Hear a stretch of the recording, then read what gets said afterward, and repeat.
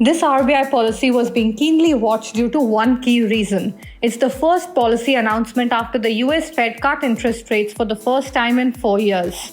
As most economists and the Mint poll predicted, the repo rate was unchanged for the 10th consecutive time.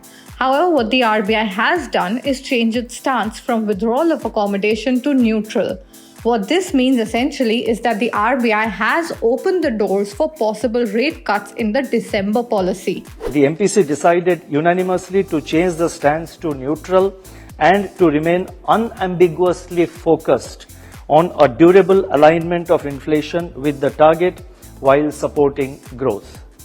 The MPC noted that currently the macroeconomic parameters of inflation and growth are well balanced. To understand this, let's understand what exactly is the difference between the two policy stances.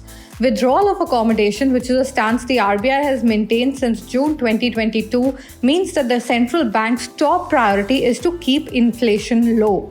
During this kind of phase, the RBI is willing to hike interest rates in order to curb money supply and hence reduce demand. This is a tight monetary policy, also called a hawkish stance. So when the central banks tighten their policy, banks also increase their interest rates on things like home loans, and this curbs the demand in the financial system. Meanwhile, a neutral stance, which is what the RBI has now shifted to, means that it can either cut or increase interest rates. It's a flexible stance, which typically is adopted when the policy priority is equal on both growth and inflation.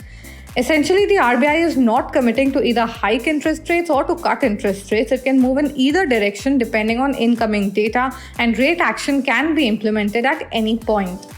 This is why this clears the way for RBI to cut rates in December, but this will only happen if the inflation continues to stick to the easing path. Right now, the RBI is maintaining caution because there are some factors that could play spoilsport here. First is food inflation, which is currently volatile, and high vegetable prices have kept food prices on the boil.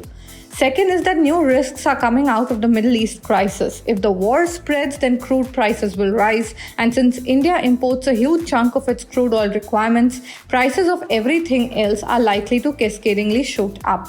Third is a resurgence in core inflation, which may start moving north with global commodity prices on the rise.